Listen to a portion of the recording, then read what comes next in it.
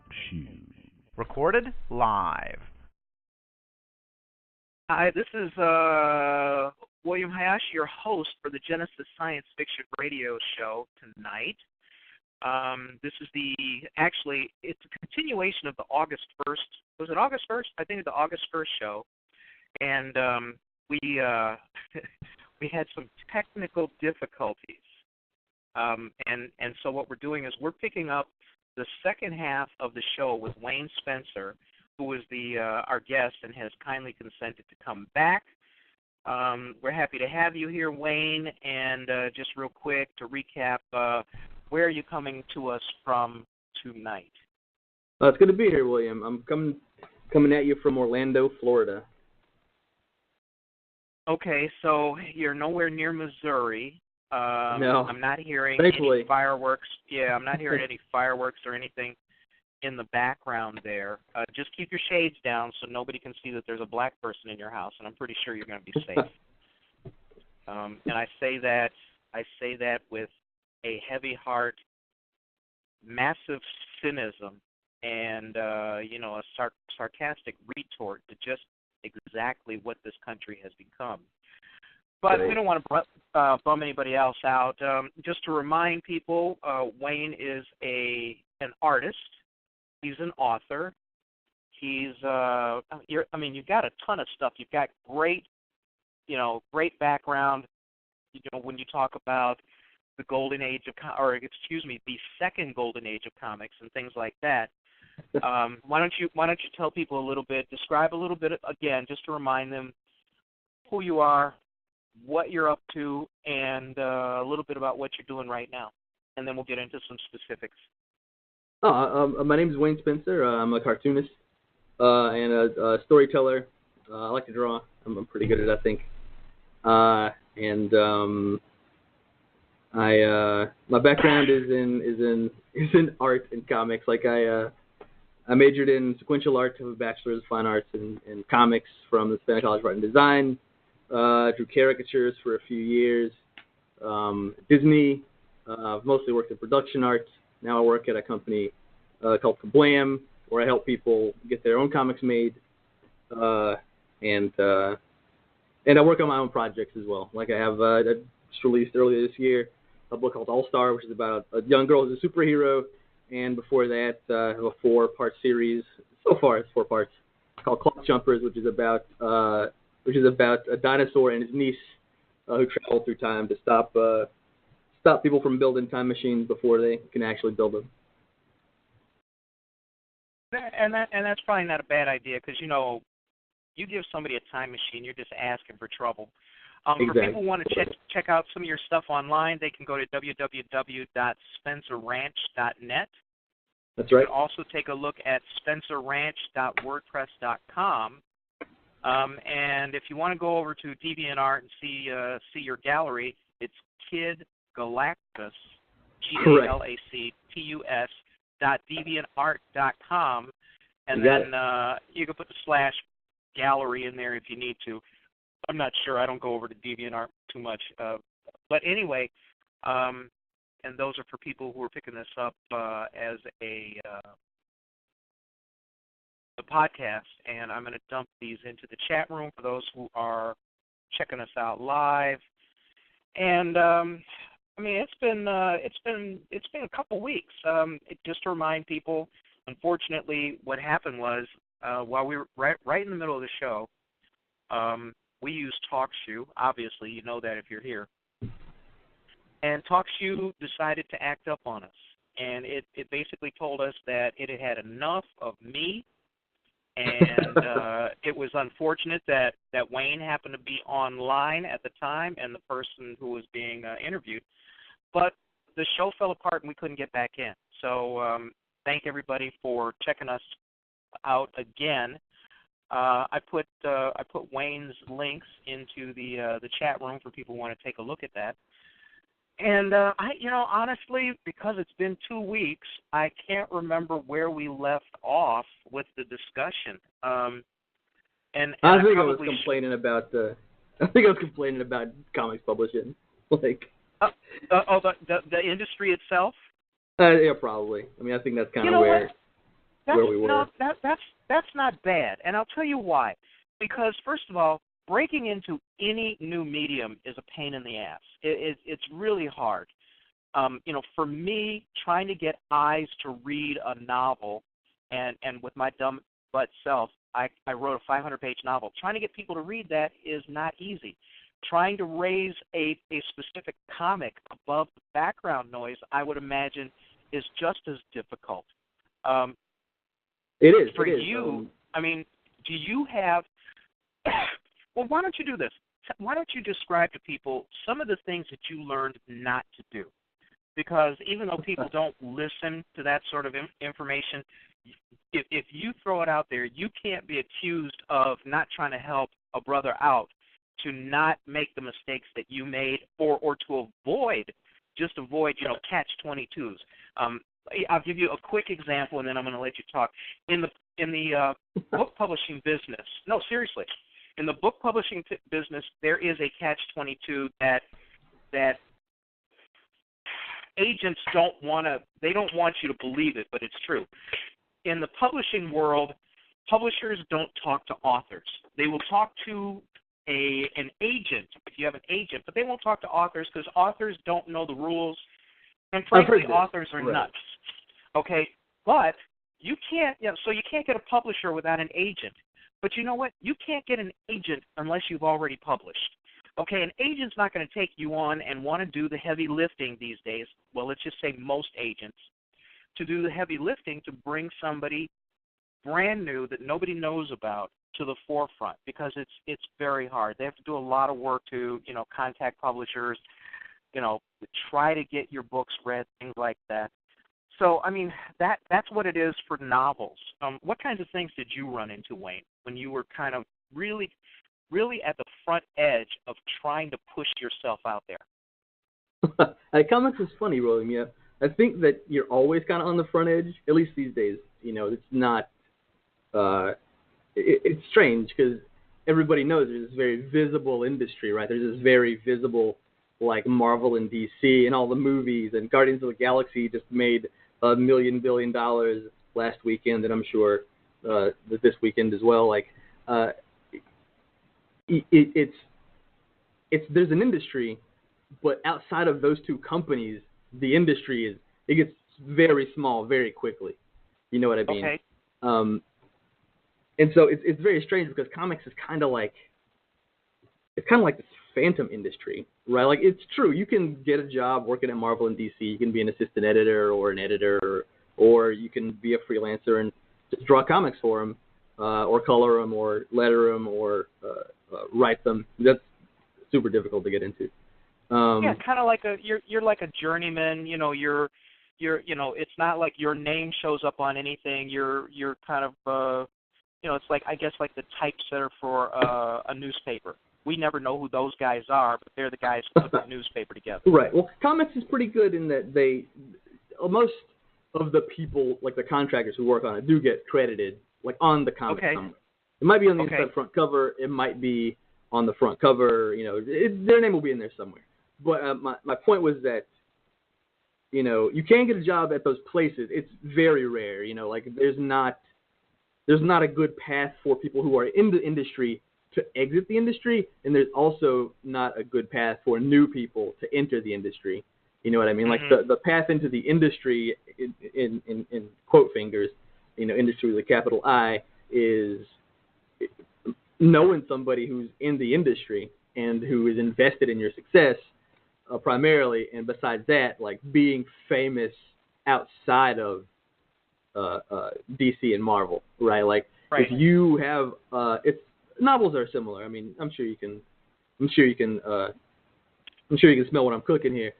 Like, if you have an audience already, right, of 10,000 people, you know what I mean, or more, and you go to an editor and you say, this is what I make, right? It's called Dark Side Trilogy, and I have 20,000 people who will buy this, and they've never even, you know what I mean? They don't know what it is. Like, anything I make, 20,000 people will buy it, right? Right. Right. If you go to a publisher with that kind of a guarantee, they pay attention to you. You know what I mean? Sure. but there's no like I said, there's no path in though, right? Like, so unless you are a person with that kind of a base community around yourself, it can be very difficult to get noticed at all. I mean, you can, right? It is possible, but it's difficult, much more difficult. Yeah, I mean, I don't know. I think that. No, go ahead. One of the things, that we have an abundance of comic creatives on the BlackScienceFictionSociety.com website. They're Sure. there all the time. You guys are constantly, talking about your craft. You're comparing tools. You're throwing up samples of your art, finished art. I mean, that's a pretty, for a smaller community, and let's be honest, 4,000 people is a smaller community. For a smaller community like that, there's a lot of activity, and it makes novelists like me jealous because I ain't got nothing to say to none of you guys. So, no, I'm serious, but it's exciting. I mean, and comics are both visual and it still has to have a good story. Yes. So it's a very exciting medium to work in because if you do it well, people are going to finally notice you, and even your peers are going to tell you. You sure. do it well. I mean, I think. Well, there's in comics we have, or maybe not just comics, but art in general. There's a saying or a term. An artist, right? It's very possible to be, very unique and stand out and be loved by people who are also craftsmen in your trade, but right. never make any money. I know several artists who are like this now, who are amazing, who are very good. It's like catnip to me. It's like catnip to an artist to see another artist who is doing something very outside the box and really interesting, and they're kind of taking all the concepts that you're familiar with, right, as a peer, and twisting them around in ways that are interesting. To somebody at a spinner rack at 7-Eleven, that's not as interesting. You know what I mean? So these people kind of end up in this weird limbo where other artists are always, they love them and they praise them and they'll buy sketchbooks from them and won't ever miss an opportunity to tell them how great they are.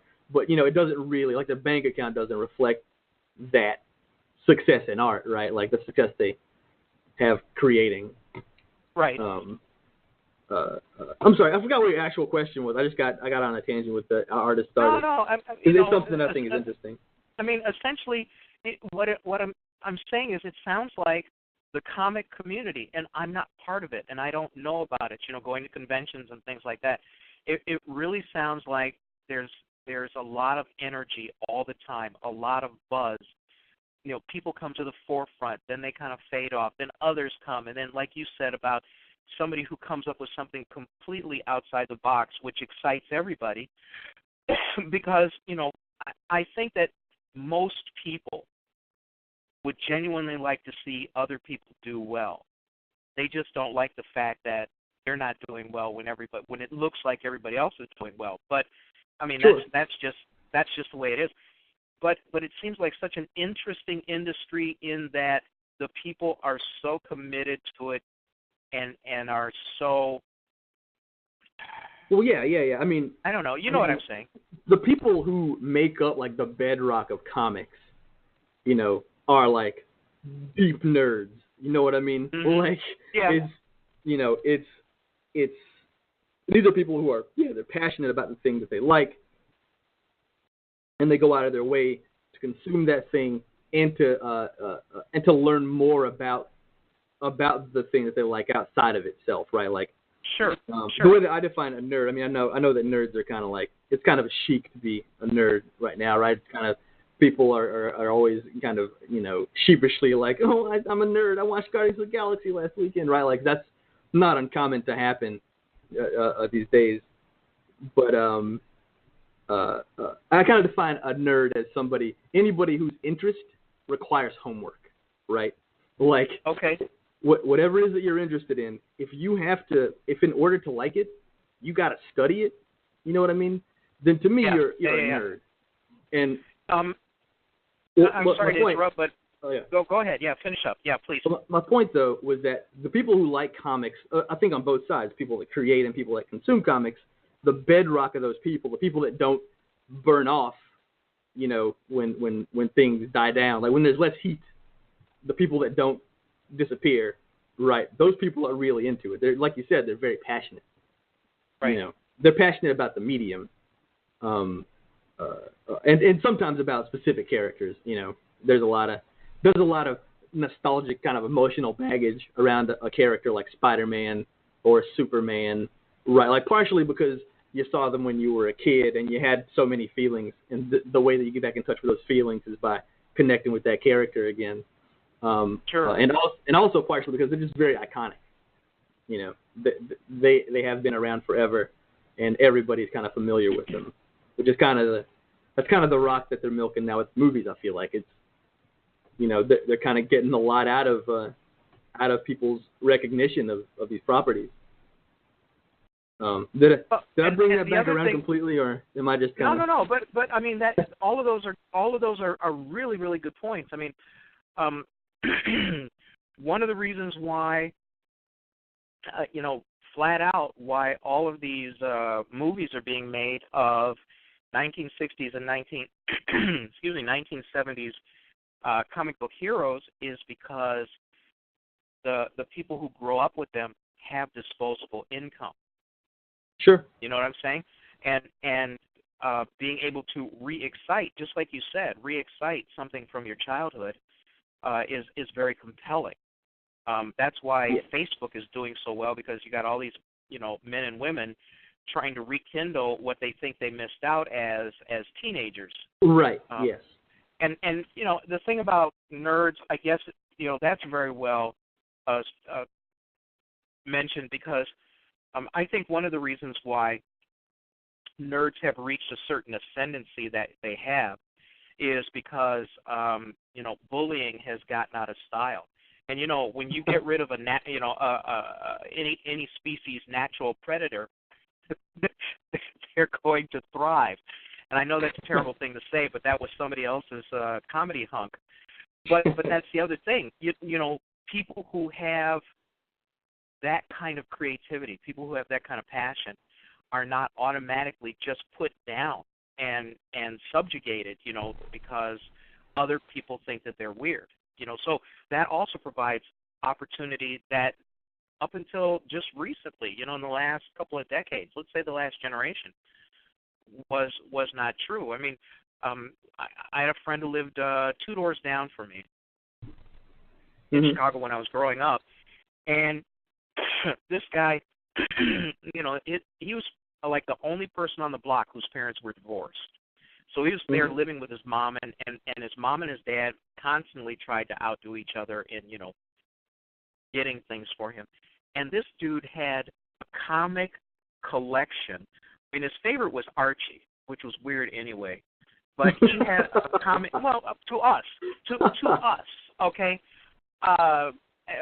You know, white Catholic guy, went to Catholic school, and he's living on the block. I lived on a very multi-ethnic block on the south side of Chicago. I mean, we had like some 60-odd kids who lived in 39 townhouses, and I mean, we had everything. We had everything but a Latino family on that block, including an English family.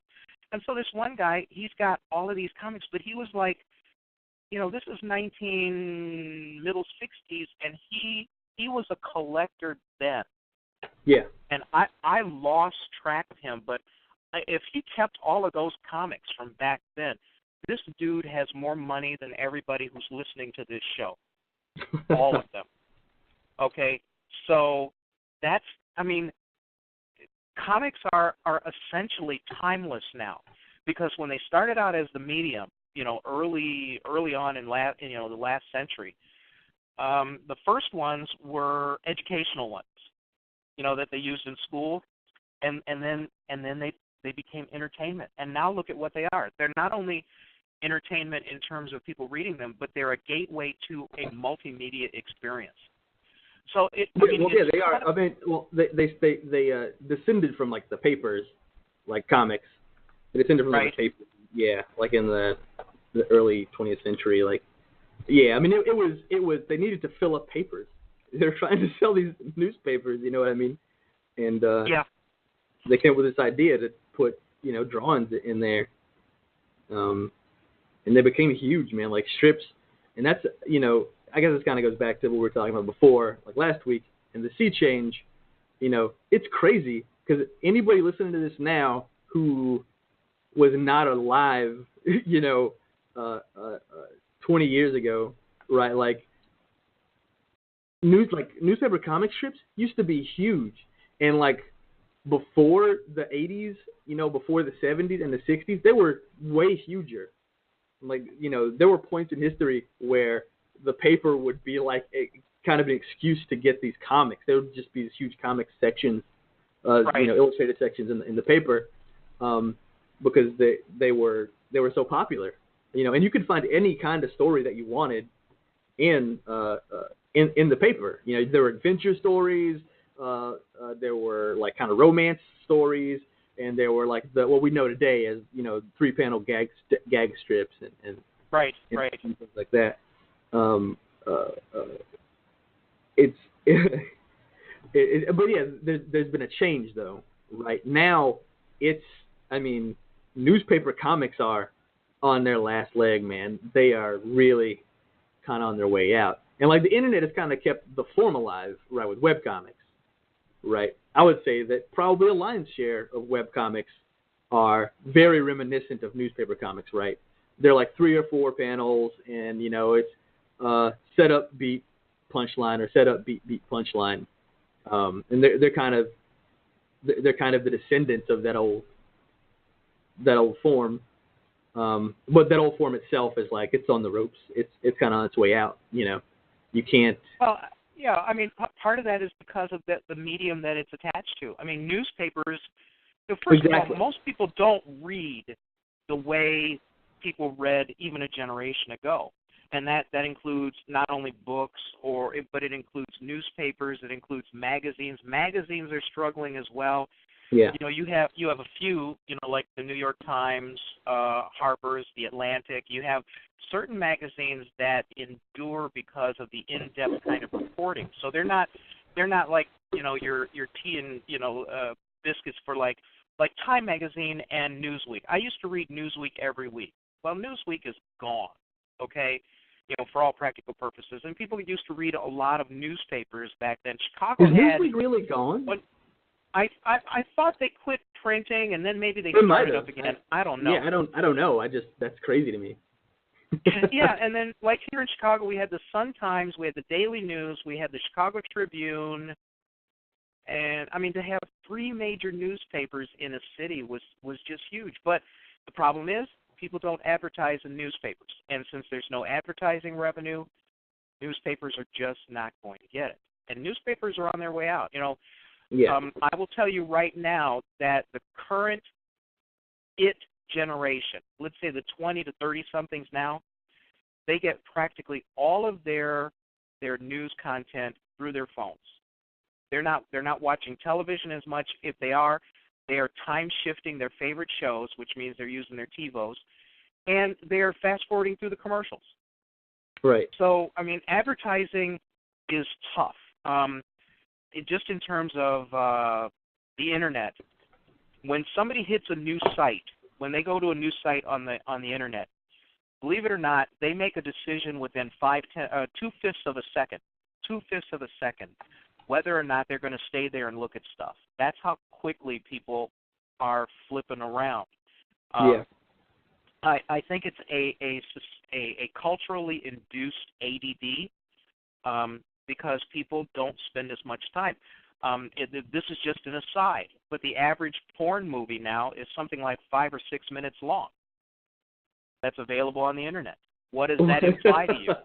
Think about that. So you're saying that pornography is our canaries in the coal mine? Absolutely, because if it wasn't for pornography, we wouldn't have the internet that we have today. All right. Pornography drove the growth of the Internet just like it drove in 1976. It drove it in the Internet in 1991, 1992, exactly the same way that pornography drove the VCR revolution in 1976. Both the curves of adoption and popularity are identical. And sex content, people want to, poo-poo it or ignore it, but now that world culture is homogenizing to a certain extent, available sex content is something that drives businesses and drives business models. So it's and also that's why we have such a vicious backlash by conservatives who believe that that sort of content is the ruination of a society.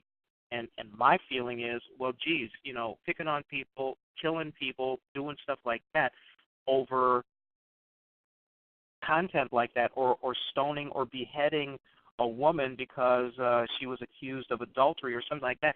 I mean, that's some pretty savage stuff, right. Which doesn't make any sense. I mean, obviously, if you don't like something on TV, change the channel, but don't make me not see something just because you don't want to see it. So, but that's a whole other thing. As far as comics are concerned, in Japan, they've got all kinds of comics in Japan. They go from anime to flat out, graphic sex, and that's common. That's common comics. Read Japan on the subway comics. Yeah. Right. That's the main difference. Right. Like the main difference is in Japan you have very good public transportation, and so people spend time on a bus or on a train during a commute, and so they read comics or they read the news. Right. And so comics comics are very well insulated in Japan. I think if I'm not mistaken, I could be mistaken. I have not researched this and refuse to research it now. But I think I remember reading that now people in Japan tend to have mobile phones, and you know what I mean. Like that's what they occupy their time with on the train, and like so their industry, the manga industry, is kind of like feeling a little. Well, it's going to have to adapt if it's going to stay relevant. Sure. Go ahead.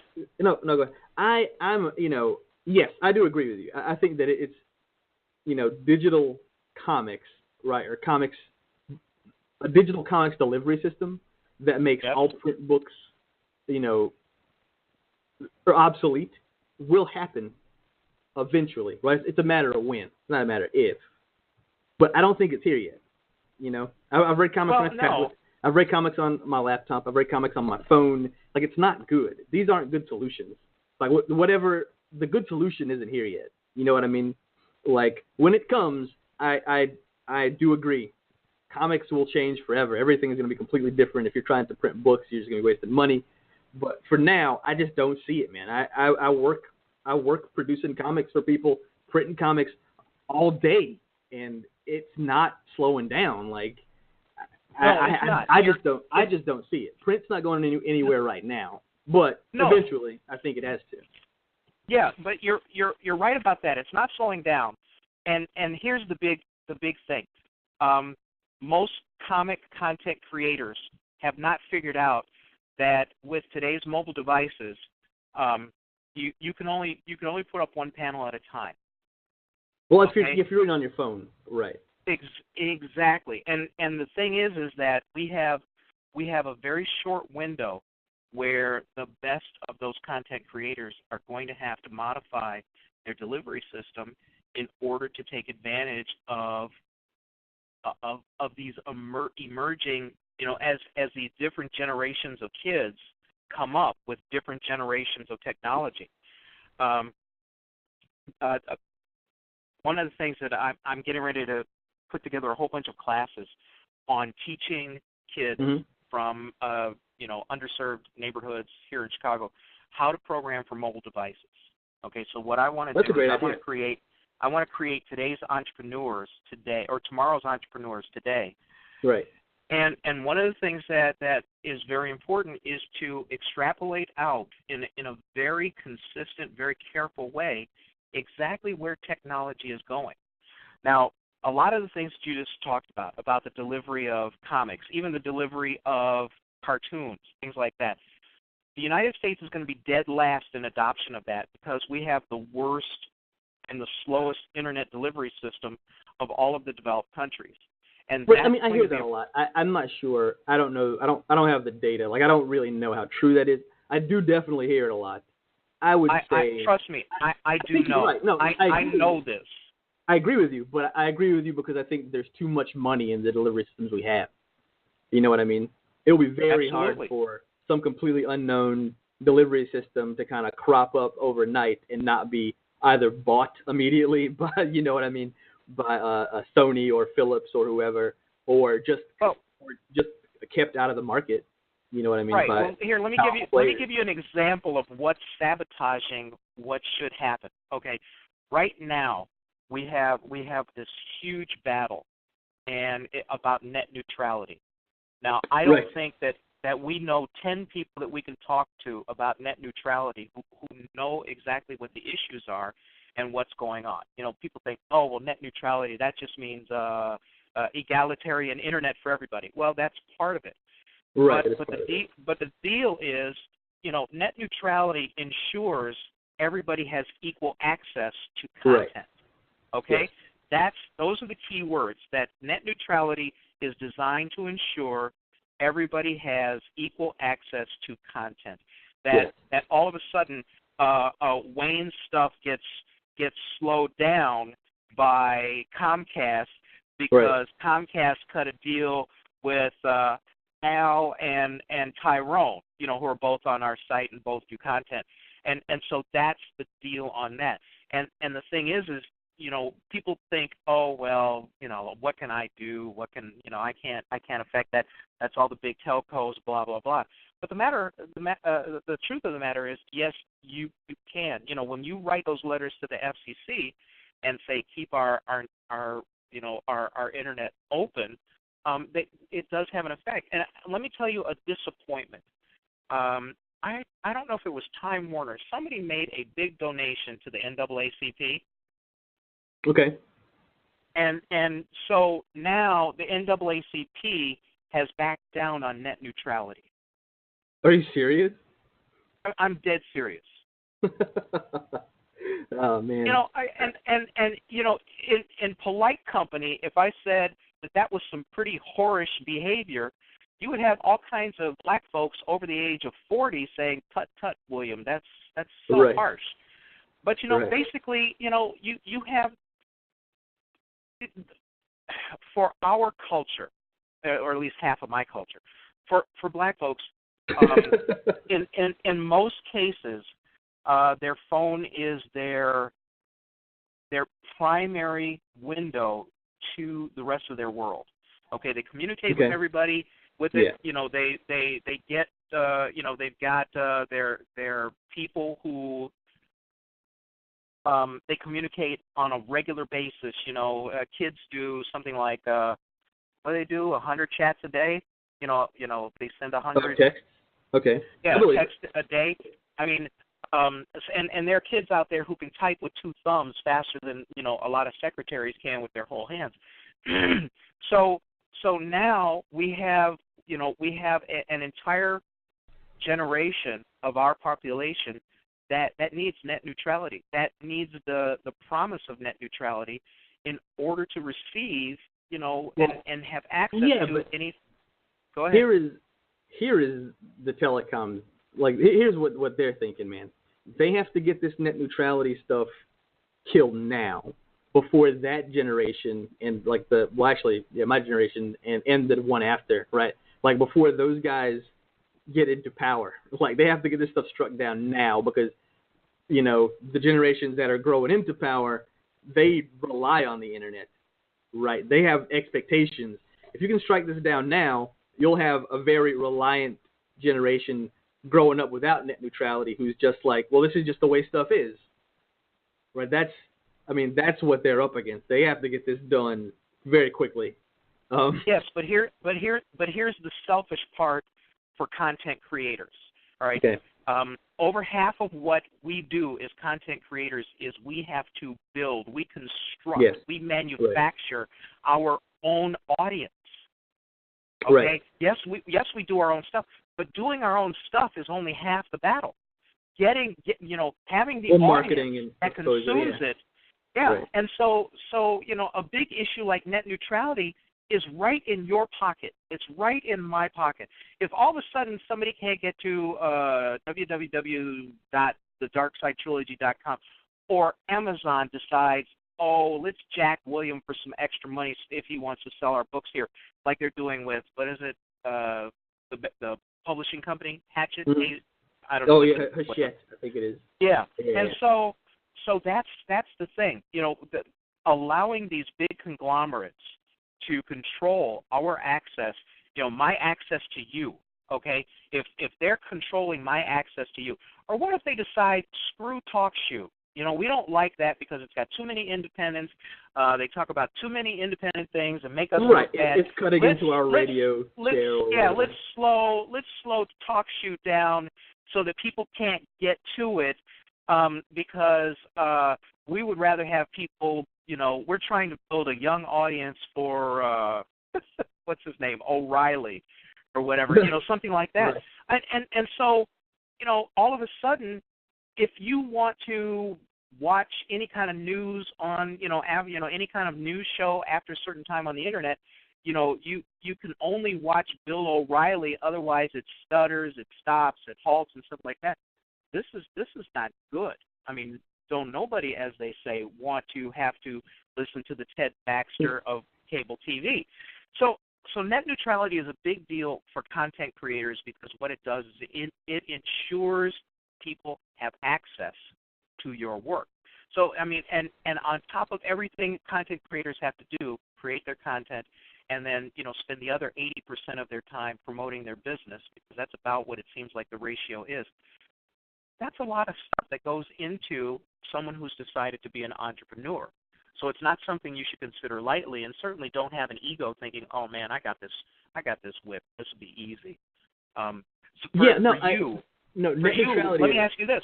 Well, wait, about the net neutrality though, for you, if all of a sudden you found out that you had to pay an extra premium in order to get your stuff out there, well, see, that's the thing. I mean, that's the real danger. The real danger is once Time Warner Cable or Comcast, once they decide to start providing these packages, so you buy a package, and with your package is included like an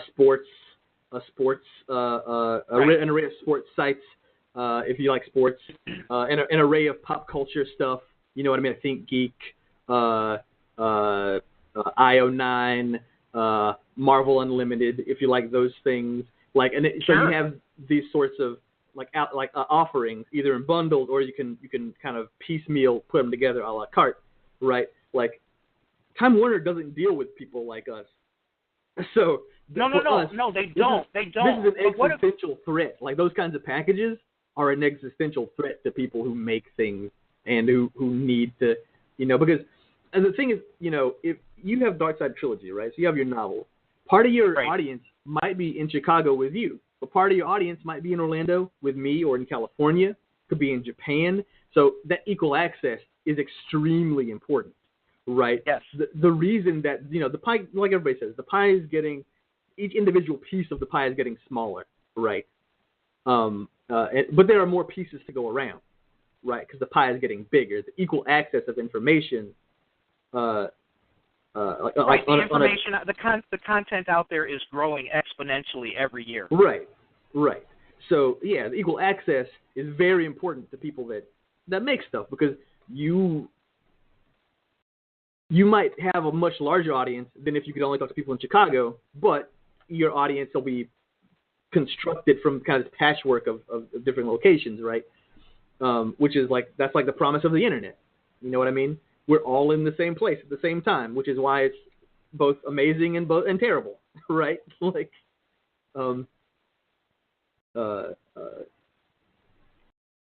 I don't know, man. But yeah, I agree with you about net neutrality. I think it's a huge issue. I'm really surprised that nobody's like, it hasn't really exploded.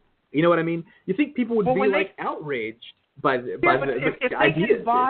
If they can buy the NAACP, they can buy anybody. See, that's well, yeah, but what deal. I mean, here's the thing. I mean, people get this idea. People get this sort of it's kind of like this phony sort of cosmology, right? Like in their brains, like the idea that, well, what are you gonna do? You know what I mean? What are you gonna do? Yeah. What are you gonna do? It's the police. Like they get all this stuff in their brains, right? But it's not true. Like things will continue the way that they are as long as people put up with it. You know what I mean? So I don't mean, when I say this, I don't mean the NAACP or any defined group, right? Because they can all be silenced or disbanded or bought or whatever, right? That's possible. You can do that because they have a definition, and there's like, since they're a group that has defined themselves, there are certain things that they will do and certain things that they won't do. As long as you know where those lines are, you have like a lot of options in terms of how you want to engage them. Like, well, that's true. But how many people? That's the other thing. Since most of our media is big corporate media. We also have another problem with people actually getting access to the information that they need. Well, I don't think that's the thing. I think that's the thing that people who are really afraid of net neutrality getting struck down are afraid of. They're afraid that eventually only certain people will be able to get certain information, right? And if we're you know what I mean, if we're not in the bourgeois class, right, like we're kind of down, kind of like on the bottom, the proletariat, like we don't get the real news, or we don't get, we don't actually know what's happening. It's kind of like this dystopian sort of RoboCop future. I don't know if that's necessarily true, because like I think it's in the telecom's best interest to pump as much information as they can out at people, right? Because that's what they charge for. They charge for access. Like they don't actually make anything. You know what I mean? They're a middleman. So they want you to have as much access as possible, but they do want to have like a rudder to say, well, these guys, not those guys, because then, like the favor of that rudder, they can charge for, and not charge you, William, who has cable, but they can charge Time Warner, or they can charge Google, or they could charge Yahoo, or whoever else would like you to have access to their content. Well, that and what if DC and Marvel pay whatever to Time Warner and Comcast in order to get their content out there, and all of a sudden you're left out in the cold. I mean, these are issues, and I don't want to talk too much about this because this is not about you. DC's actually a part of Time Warner. I don't know if you know that. Lots of people know that DC is owned by Time Warner, but a lot of people don't. So just everybody listening to this, DC Comics is owned by Warner Brothers, and Time Warner, the conglomerate. They're the same thing. It's the same company, right? So if this happens, this nightmare scenario that we've been talking about for 20 minutes, like if this happens, and you have Time Warner cable, it's likely that you would only be able to read Superman comics. If you like Spider-Man, well, you're kind of out of luck, right? If you can only get Time Warner cable. Right. Yeah. Well, I mean, the internet is following kind of like the cable TV model. Wherever you are, this is what you get. And you and I both know that of the, when they tell you, oh, you're getting 381 channels, and you're going, yeah, but what was Bruce Springsteen said, 57 channels and nothing on. That's another issue. Let's talk about something else. Here's what I'm curious. Okay, let's talk about your business model, and let's talk about where you're going to be, 5 years from now or 10 years from now, because, you obviously, business is a moving target because things change so quickly, right. And being able to be fleet of foot in order to at least stay visible is a big deal. So what are the kinds of things you're looking at to bust out your universe in order to keep yourself relevant, and let's get down to the bottom line and keep yourself fed. What are the kinds of business strategies are you looking at? Well, I mean, comics, like I said last time, and I guess probably this time, and comics are kind of changing. You kind of need to try a lot of different things if you want to get successful at selling stuff that you make. You know what I mean? I mean, there's certainly another path you can take where you make, so let's say that you want to make a Dark Side Trilogy comic, right, where I would draw that for you and you would pay me a page rate to draw that for you, maybe ink it and color it also. And that's how I make my living, right? And that's most people who want to work in comics want to do that kind of thing. Right. Now, if you want to tell your own story about your own characters and you want to, you know what I mean, share the stories with people and charge them money for them, right now, to me, the best way to do that is with a webcomic. I mean, I think that's the only real proven model right now. Right. Because you can't count on Marvel or DC to rescue you, right? They don't care what you make. You know what I mean? You have this comic that you've been been working on for 3 years or 8 years or whatever, and you want to take it to an editor at Marvel or at DC and show them your comic. They don't care, man. They're working a job, and their job is to make money for their parent company, right? Their parent company being Walt Disney or Time Warner. Mm-hmm. And so they want you to draw Spider-Man. You know what I mean? They want you to draw Spider-Man, or they want you to draw the X-Men, or they want you to draw Storm, or color them, or write stories about them, or whatever. You know what I mean? If you want to sell creator-owned comics, they're the worst place in the world to go, I think. You can't really go there, and like I said, they don't care about those things that you make. That's not their job. They're in the business of selling Spider-Man, right? They have exclusive rights to the Spider-Man license, and they need to get maximum efficiency out of that license. But there's some hope because there's the internet and there's webcomics, and I mean there are quite a few people who make a pretty good living making webcomics, and this is not don't quit your day job, don't stop working and start a webcomic today. Wayne Spencer, that guy told me that I would I'd be rich from webcomics. That's not gonna happen.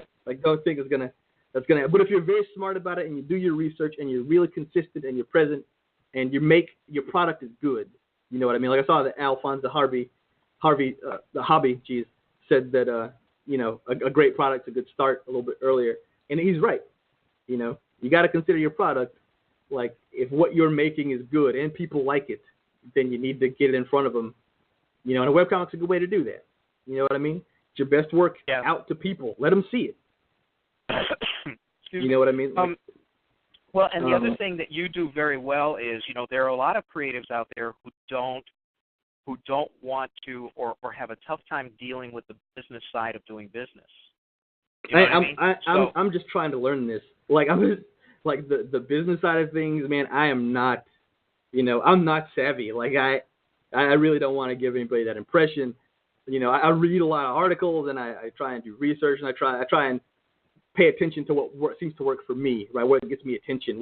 I posted a comic yesterday and 3 people bought my comic on Indie Planet Digital, right, or on indieplanet.com.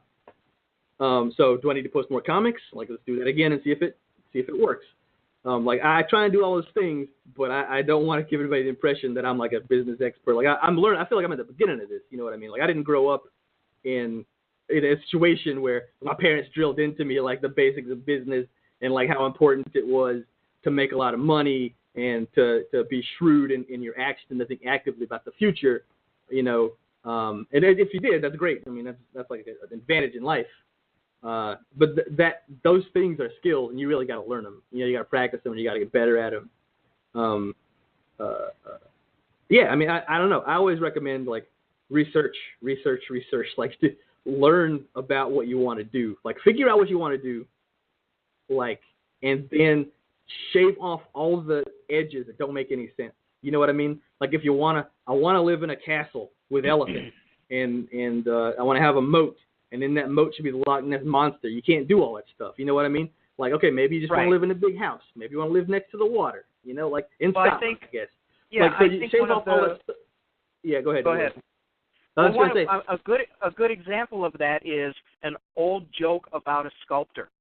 And you know, this sculptor turned out this beautiful statue, blah, blah, blah, of, let's take elephants. You know, never had a sculpture of elephants been done this way. And everybody asked him, you know, well, how did you do that? And he said, well, I took this big piece of granite and I chipped away everything that didn't look like an elephant. That's good. I mean that, like, visualizing what you want and then, like, just getting rid of the stuff that's not advancing you towards that end goal. Like, that's kind of what you have to do.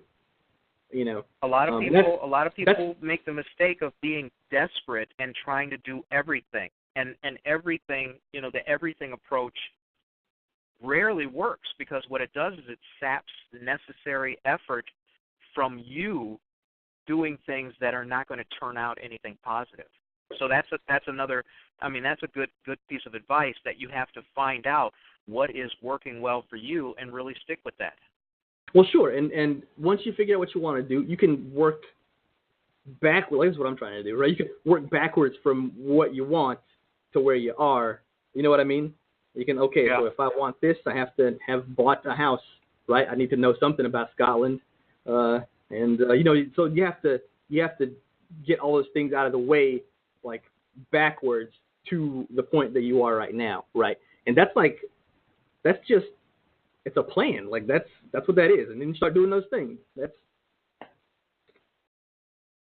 And again, I'm not a genius at this. I want to disclaim no, not as at all. much as possible. I don't want anybody to be like, some dude on the internet told me that I should just make webcomics forever. But again, back to my original. I'm sorry. I'll let you get back. Put a pin in that, William. I'll let you get back to this. Like, I do want to get back to the thing about webcomics. The model that I see work the most is you make a webcomic. Here's the thing. You're going to have to give it away for free. I'm sorry. Nobody likes to hear that, but it's true. I mean, the only advantage that you have over Marvel and DC, who own all the mind share of everybody who wants to read comics, and, you know, even webcomics kind of becoming this way, right? Because on the internet now you have, like, a Penny Arcade, which has, like, a huge portion of mind share, right? So, you know, it's going to get a little harder to get attention as time goes on. But anyway, build your audience. It's going to take a while. You know, make stuff. Be consistent and make things of quality, man. Like, it's worth it to be good at what you do. Just because being good at what you do is good for you and your soul, and it makes you a better person, but also because people appreciate it when you put effort into what you make. Be consistent, be present, like, engage with the people who like what you make. Like, don't be one of those people who, like, when somebody tells you, hey, man, I saw that drawing you did yesterday in Wolverine. It's pretty good. And you're like, no, it's garbage. I can't believe it. What? I can't believe you like that, idiot. Like, you can't be that person. You know, engage with the people honestly that like what you make. You know, don't diminish yourself. Try not to diminish your work. I mean, that's what you're trying to sell them. And try and form a genuine connection with those people. You know, because hopefully they will be your bosses in the future, right? That's what you want. You want them to like you so that they want you to continue living. So to realize that end, they want to give you money. And once you do that, once you got an audience going, I mean, you can start to sell books. You can start to sell merchandise. You can start to sell T-shirts, Kickstarter. I mean, that's another thing. I see a lot of people who try and start Kickstarter campaigns because they'd like to make a comic, right? Which is fine. You can do that. But if nobody knows who you are, they don't know what you make, your work's not proven, and, you know, and it may be not interesting looking, then don't expect them to give you any money for your Kickstarter. I see a lot of failed Kickstarters, man, and it's, you know, people who succeed at Kickstarter, everybody knows them. They like their work, and they want more of it. And the way that you get more of it is by giving them money on this website. People ask for money. So, you know what I mean? Like, Kickstarter is an option in terms of trying to make money. I don't really know anybody that makes a living off of Kickstarter, and I don't think that you can. Maybe you can. I don't know, but I don't think it's designed for that. Like Patreon seems to be is designed to help artists and creatives make a living, and Kickstarter seems to be designed to help you donate to projects you want to see exist. So those projects actually get made instead of kind of fading away into obscurity. But I mean, building an audience, like that audience, once you build them, like that's gold, man. That's what you want to have, the audience, because once you do, and you can, once you can grow the audience like consistently, and those people consistently like engage with you and what you're offering them, right? Like by which I mean buying the things that you make. You can kind of do anything, you know. Like if you made Dark Side Trilogy, and you had an audience of 15,000 people on the internet who always read Dark Side Trilogy, right? 10,000 of those people always buy anything you make that has Dark Side Trilogy written on it. Then don't you think that the next thing you make, that at least those people who faithfully purchase what you make are going to buy whatever the new thing is, your new project, whatever your new project is, sight unseen? And I mean, that's really what... You're right. A lot of people don't realize that their audience is basically a corporate asset. Right. And what it when what you it do it does yourself is, anyway. Yeah. Yeah, that's true.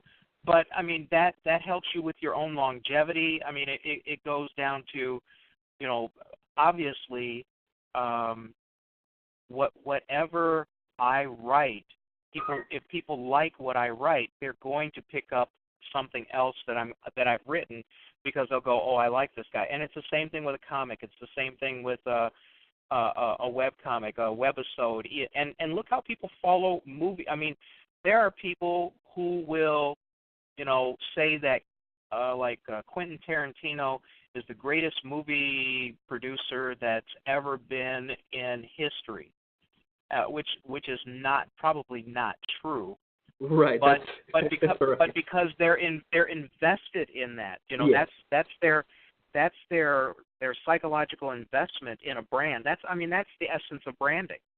And if you're going to go ahead and produce something creative like that, and you're going to create a universe where your things, your people, your background, your premise is driving the whole thing forward, then there's an obligation to not only a certain amount of consistency, but for damn sure a certain amount of quality. Because sure. The last thing you want to do is you want to, look like how some of these television shows end, and people go, oh, it was such a great show, and then they had such a trashy ending. It just ruined the whole thing for me. And that's the other thing. One of the things that I advise people is, that is an asset. The people who like your stuff are an asset, and you don't misuse your asset, and you don't piss it away by doing something substandard. It's true. I mean, I do kind of wonder, like, how upset are people, right? Like, because this Lindelof guy that everybody hates, people universally hate this guy from Lost, right? Like, this guy who ruined Lost is like this big phenomenon. Everybody loves Lost. Right, and this Lindelof guy, he shoulders a lot of the blame for what happened at the end of Lost, which I'm sure everybody is familiar with. If you're not familiar, it was a great show and everybody loved it. And then when it ended, the ending was kind of stupid. Everybody was like really upset, But like the guy, he's fine, man. Every project that he's been attached to, none of them have flopped, right? Like so contrast Lindelof with somebody like a Shyamalan, right? Who another person who was sort of a wunderkind, who he could do no wrong at some point, and then he just started to disappoint people, kind of like left and right. You know what I mean? Like, but he's like a pariah, man. That guy, you can't, like, you couldn't get somebody to put this guy out if he's on fire, right? Like, he's definitely on the down edge of his. Yeah.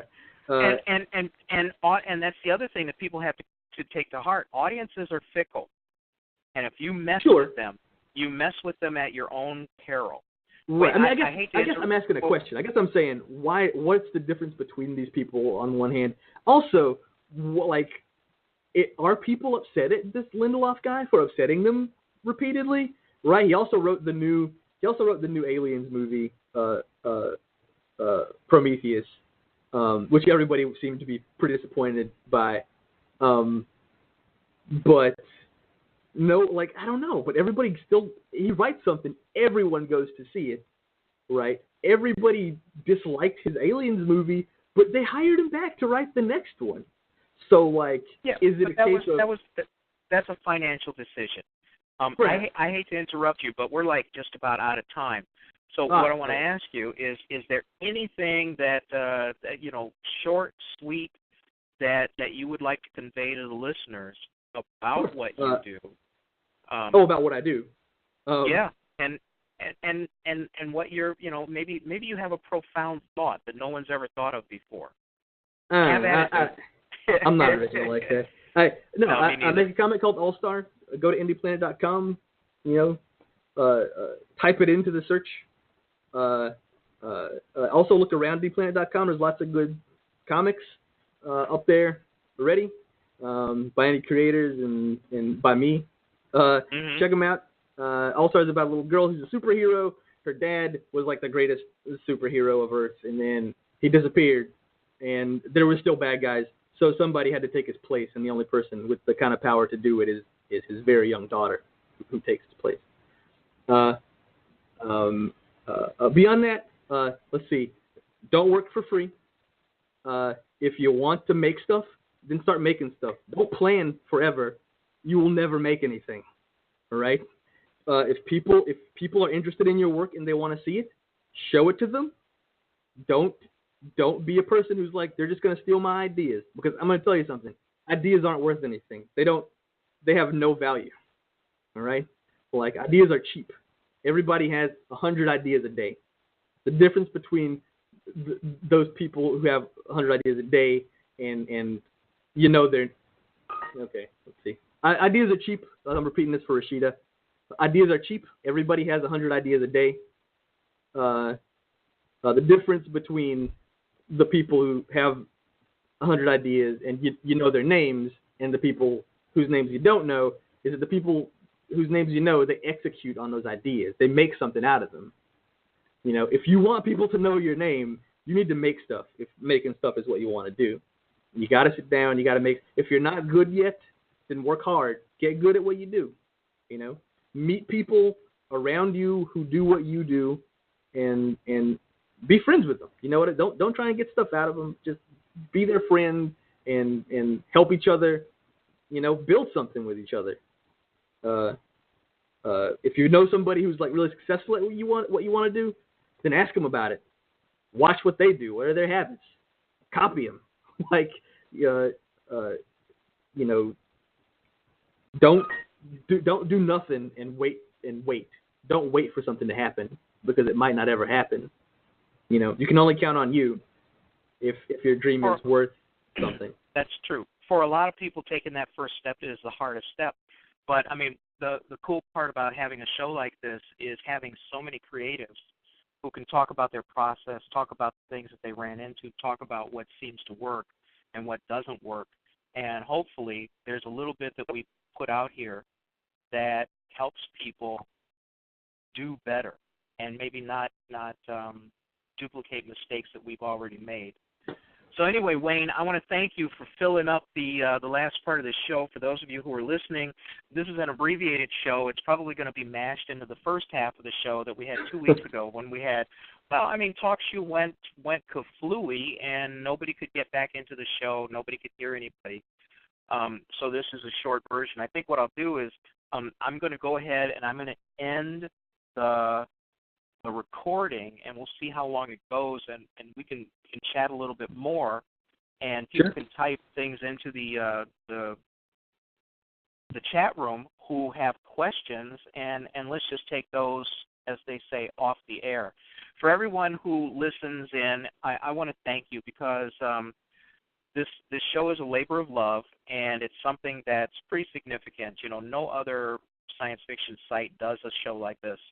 And that's not my doing. That was the doing of Jarvis Sheffield, who is at OnyxCon for this weekend. For those of you who are going to be visiting, I think his big appearance day is tomorrow.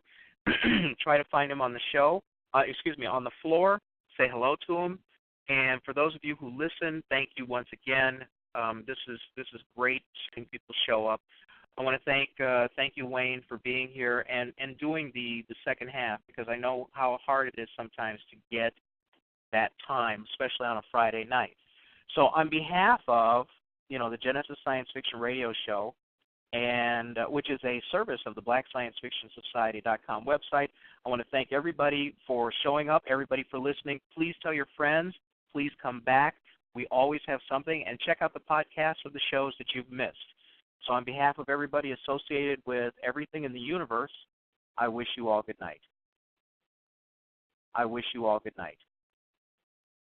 I wish you all good night. I wish you all good night. I wish you all good night. I wish you all good night. I wish you all good night. I wish